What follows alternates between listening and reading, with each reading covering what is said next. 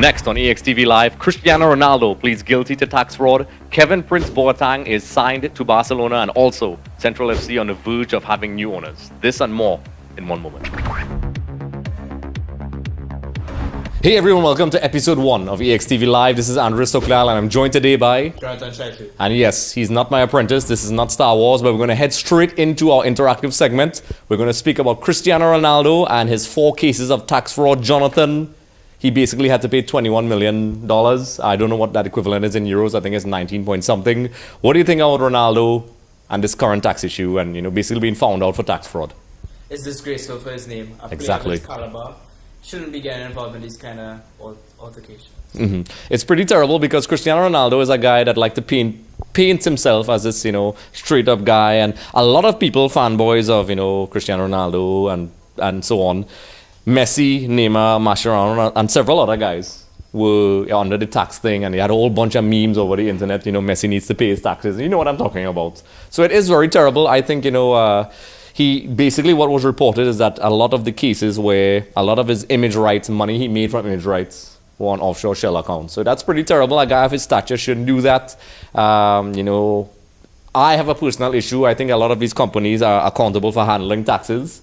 And it's sometimes unfair in the media industry. You see Wesley Snipes and guys in the movie industry getting jail time. But he's not going to go to jail because there's a rule with the Spanish system where if you're a first-time offender and you pay the fine, you negate jail time. So he's not going to be behind bars. So all your Ronaldo fans out there, don't worry, he's not going to be in jail. And he's not going to be wearing stripes. The only stripes he'll be wearing is the Juventus stripes.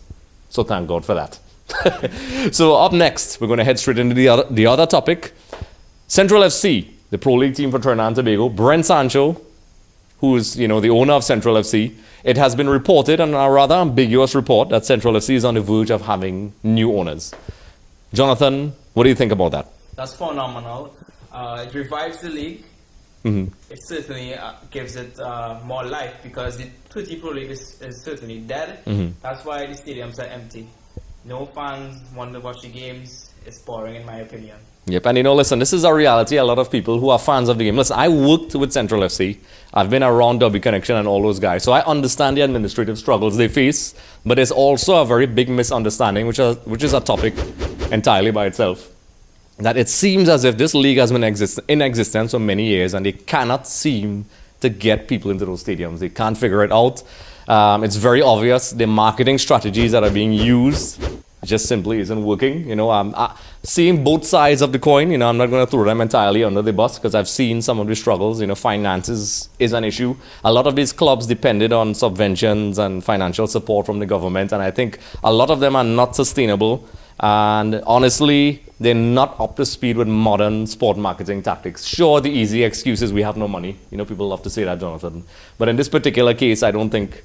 they need to figure things out because I'm not even sure they're even going to have a Pro League season next season. So in addition to that, we don't even know the details. The report was very ambiguous, very vague.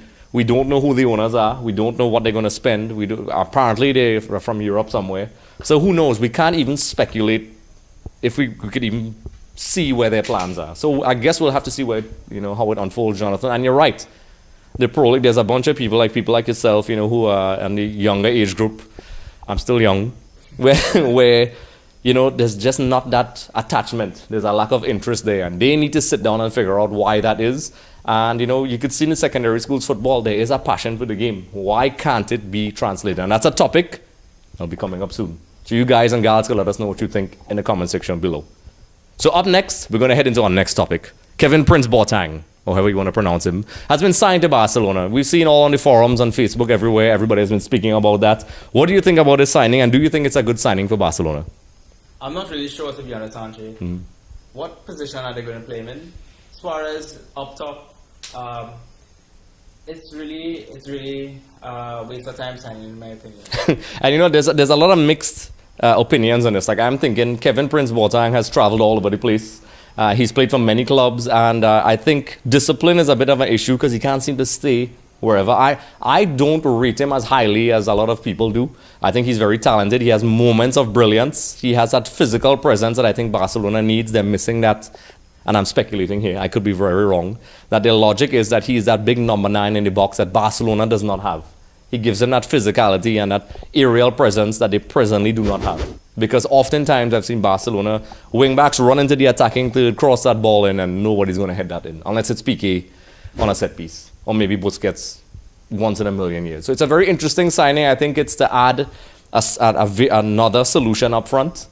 I mean, we'll see how it works. Let's see if it works. A lot of people had raised eyebrows about Paulinho when he was signed. His career was on the downswing, and it worked out pretty okay. Barcelona is far from a perfect team. So, Jonathan, I think, I mean, I won't say, I can't see the logic behind it, but I think it's a good temporary move. And we'll see how it unfolds. I think it's just a kind of reinforcement for the Champions League and to basically give the attacking players an option. Because I remember in the days of Rijkaard, when Rijkaard first took Barcelona back to the Champions League, he signed players like Henrik Larsson and guys like that. So we shall see. So also, we're going to head into some, pretty serious news. Everybody knows about Emiliano Sala, the Argentine footballer who disappeared. Essentially, the plane crashed into the English Channel. And, we were going to actually do an initial report on that, but the search was called off a couple of days ago. But it has been reported that Leo Messi, his Argentine, compatriots, Leo Messi, Kun Aguero, Higuain, among other players, are basically raising funds to keep the search going. What do you think about that?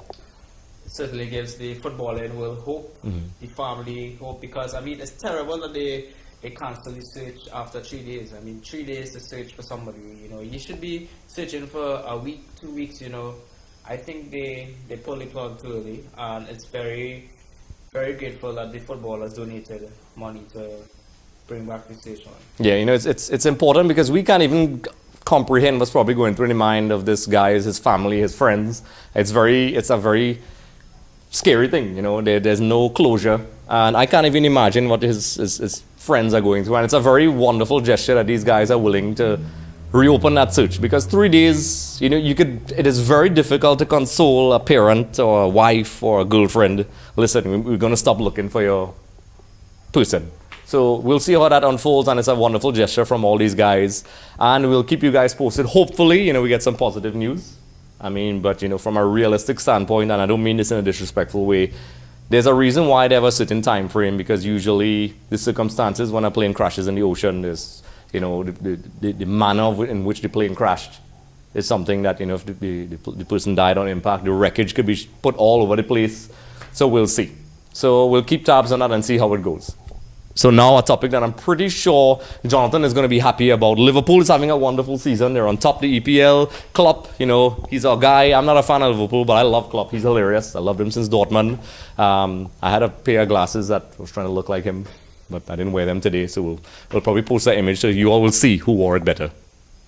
They're on top of the Premier League. Do you think the injuries that are hitting them right now is going to mess up their first possible title in 29 years? It certainly can't answer, because we're short of options at the back. And if we continue to get key players injured, it will affect our season. But Klopp has to manage his team properly. He has to make sure his players are fit. We have the Champions League next month against Bayern Munich. But the league, I think, is what all Liverpool fans want, is what I want. So right now, I think Klopp needs to manage his team in the correct manner. Because I saw even on ESPN, FC and those guys, I can't remember, I think it was, they were asking Steve Nicol, if you had to choose between the Champions League and the EPL, Steve actually said the EPL is a bigger priority for Liverpool since it's been so long. Of course, nobody's going to say no to the Champions League, and I'm pretty sure you're still reeling from that horrible Champions League final a couple of months, Karius. I'm not even a Liverpool fan, but I was just crazy how Karius just basically threw that game away. But I think Liverpool, they have to negotiate January and February. Once you're playing in the Champions League, that is a part of the, that's what you get if you want to be an elite club. England in particular has a lot of fixture congestion, so it's very difficult for coaches to manage all these fixtures. So honestly, if he negotiates January and February pretty okay, I don't see why not. And I think also you can't rule out Manchester City. Pep has been known to have dips in form around January. We saw it in the Bundesliga. Not so much when he was in La Liga. So, you can't ignore Manchester City, because just a couple losses and all of us, or draws, and it complicates things. That's how competitive, this league is right now. Liverpool probably has lingering at the back of their mind. They had the league literally in their hands like this a couple years ago, and then we know what happened with Stevie Gerrard with the back pass, which we'll talk about another time. But I know Jonathan knows that well. You know, they were really close to winning that title, and I think that broke a lot of Liverpool fans' hearts. They thought they were going to win, and they didn't. So I'm thinking this time around, they hope they go one better. So we're going to head into the Q&A segment of this particular episode where you guys and gals could ask us whatever question you like. You all dictate the content. You could ask, post a comment in the comment section below. Email us at extratimetvtt@gmail.com or comment when we're having our live broadcast. So, Lawrence, hit us with question number 1. First off, I was wondering, not so long ago, wasn't Cristiano Ronaldo the subject of a rape allegation? It seems he's not the type of role model we all hoped. What do you guys think? Well, you are 100% spot on. That is true. For those of you who don't know, and I don't know the exact dates, so forgive me in advance, Cristiano Ronaldo is currently dealing with a rape allegation from a woman from the United States. Apparently, one of the preseason tours, she accused him of basically rape, and his entourage of essentially paying her hush money to keep it quiet. She has come out recently and decided to bring it back to the forefront of whatever. Who knows? I don't know if he's guilty. I don't know if he's not. We don't know that. But all I can say is that he's currently dealing with that in addition to this tax thing. And this is not boding well for his image that he's trying to portray. He's a role model. Lots of people love him, whether you love him or hate him with the whole Messi Ronaldo nonsensical argument. He is a role model. People like him. And I'm pretty sure these things can hurt your career. I mean, we've seen people lose endorsements for these things. So I honestly think that this is not a good situation for him to be in. He's not the first player to be involved in these sort of situations with rape and things like that. I think Karim Benzema and what's the other French guy? I can't remember his name right now. Who played Ribéry as well. Were also involved in particular cases years ago. Guys like Van Persie. So it's not entirely new. A lot of people are saying that there's a lot of predators out there who try to capitalize on these celebrities. So we'll see. But it's definitely not helping Cristiano Ronaldo. Jonathan, what do you think about this? If it's true, it's terrible for his image. A lot of kids look up to Cristiano Ronaldo as a sports personality, as a person. And I think for every little kid that hears Ronaldo is raping women, it's going to destroy them. Whether it's true or not, we don't know because Bill Cosby has been accused of rape allegations. We don't even know if those stuff are true. I mean, women came forward after. And whether it's true or not, it's unseen. Yep. And unfortunately, these guys, when you're at that level of stature in the media exposure, unfortunately, this comes with the territory. You're going to have people out there that are going to make accusations. And unfortunately, whether it's true or not, just the possibility that people are seeing you in that light is where the real damage is. Even if Cristiano Ronaldo, gets acquitted of all charges and it's a bunch of nonsense, it's still going to have that stigma and stench attached to him that he was accused of rape once. And nobody wants that. And these guys are in the public image 24/7. We've seen it, but you use some examples as well with celebrities and people in the movies. It's not a nice thing. It's not good for your image. And unfortunately, we'll see how it unfolds because we don't know. But, whatever side of the fence you sit on with this, it's not looking good for Cristiano Ronaldo, to be very honest. So to answer your question, Lawrence, I think Ronaldo has a lot of PR to do and image enhancement. So, question number 2. Yogi Persad wants to know, how is Samir Nasri tipped to perform in the Prem? Samir Nasri, the former Arsenal and Man City guy. He spent some time in Spain, and I think Pellegrini is a coach that I really admired since his days in the Argentine league. For those of you who don't know, he's Chilean. He managed River Plate, did really well there. He was at San Lorenzo, and he really came to the forefront when he went to Villarreal in Spain. He reached pretty much in touching distance of the Champions League final. I think it's 2006, and is a coach I really admire. I think he really knows his players. I liked what he did at Manchester City, but unfortunately it didn't work out. He's at West Ham now. And Samir Nasri is a guy who is a proven player in the Premier League. He understands the physicality and the pace of the game there, which oftentimes players have a hard time adjusting.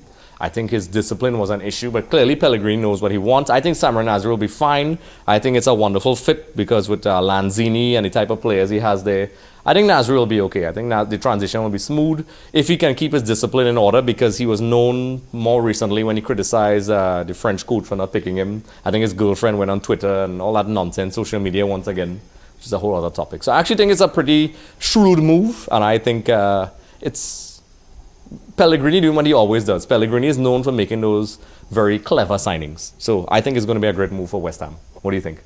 Samir Nasri, as you all know, he got banned for taking an illegal substance. He was at loan at Sevilla. Yep. And he has been out of the game for approximately a year or two. Yep. And his fitness levels, game time, is going to affect him. But whether or not, we'll see, because it's only half a season. West Ham took him on loan for about 6 months. So he is accustomed to the Premier League, but we'll see how his fitness shows for the rest of the season. Yeah, that's actually a very good point. I can't believe I missed that. Where his match fitness is definitely going to be an issue. So you're right. Him not playing for a long time. I agree. That's actually, so I missed that. My bad. But I think he'll be okay. But we'll see how it goes. The match fitness definitely is going to be a concern because they're going to need him to bolster that squad for the second half of the season. So Lawrence, hit us with our next question. Mancini Mahadeo wants to know, compared to the local high school football scene, the Pro League has poor reviews. He wants to know what can be done to improve this.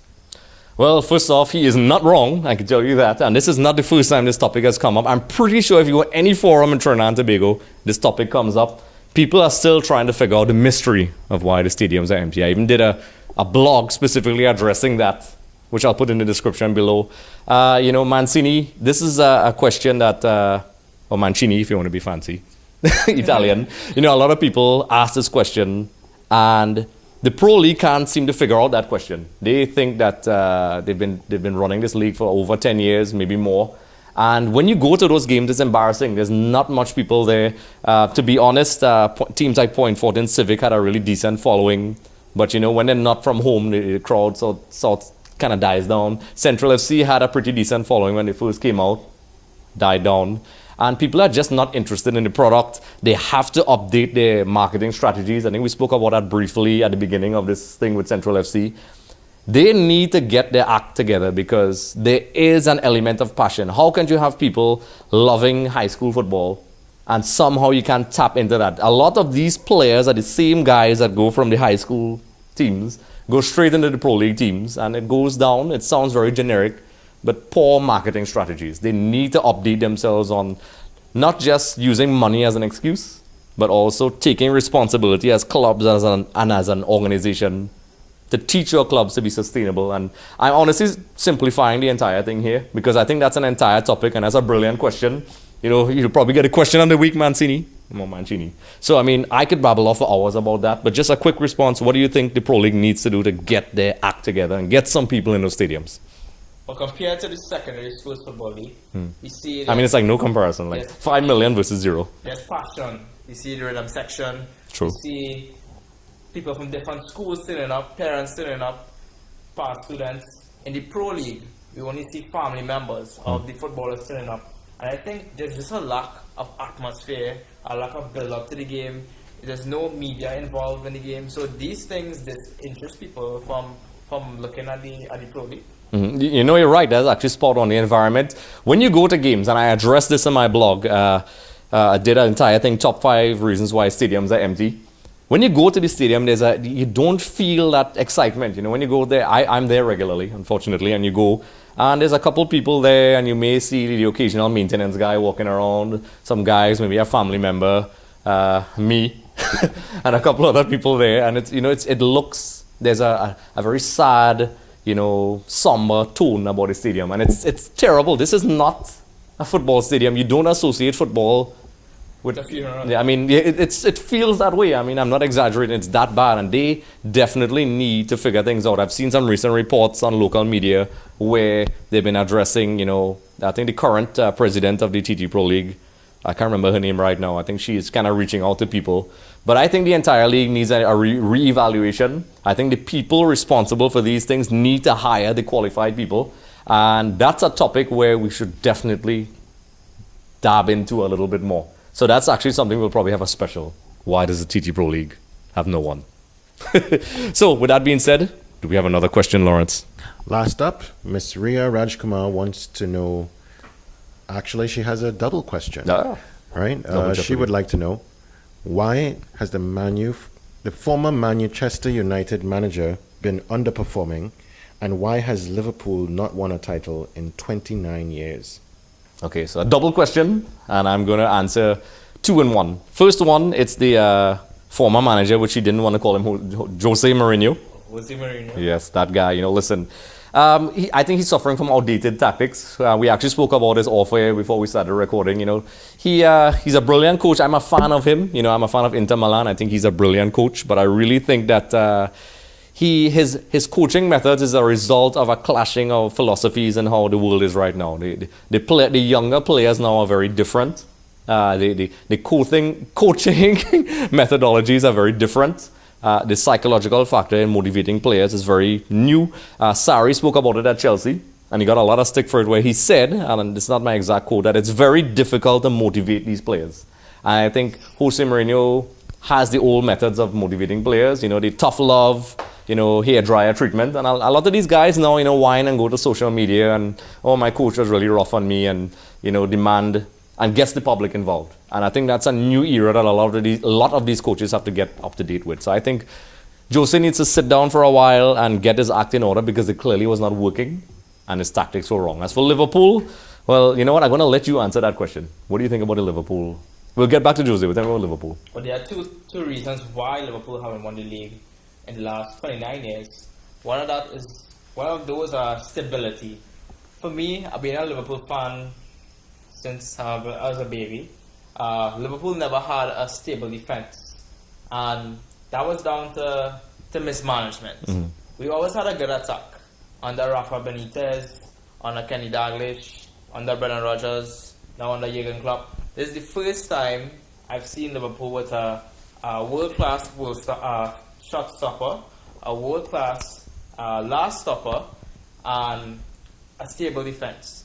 So that's one reason. The other reason is I think Liverpool were a team that dominated in the 80s. Yep. And they fell away.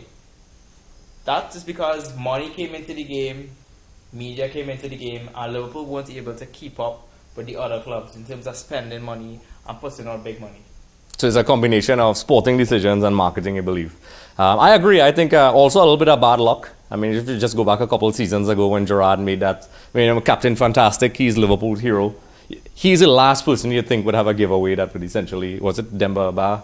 Demba Ba. Right, I felt it for Liverpool fans, like, oh man. I actually had a little soft spot. I was like, now is the time for Liverpool to win. And, I think there's an element of those factors unlocked. Liverpool just, Manchester United kept themselves at a high level and everybody else was at a high level. And of course, we're condensing that response. But I'm pretty sure we kind of touched on the reasons why Liverpool. But maybe this is the year they're going to break that hoodoo and finally get that title after 29 years. Do you think it will be this year?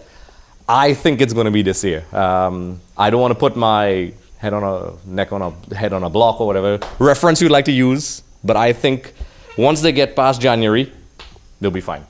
So with that being said, any more questions? No, that's it for today. All right. So with that being said, we love those questions. Keep them coming.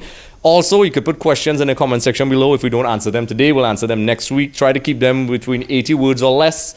Send them to extratimettt@gmail.com. Message us on Instagram at excvtt. And also, when we have our live broadcast, which we're going to have every week, we'll have different guests. Send questions. We answer them in real time if we can. So once again, this is Andrew Soklal. Don't forget to like and subscribe. Also, when you do that, you automatically qualify for a chance to win a copy of FIFA 19 from the kind folks of My Store. So, thank you for joining us for episode 1. Episode 2 will be coming soon. Thanks for watching. If you want to check out more, look at this video. And don't forget to click the subscribe button, because when you do, one of your enemies will be destroyed.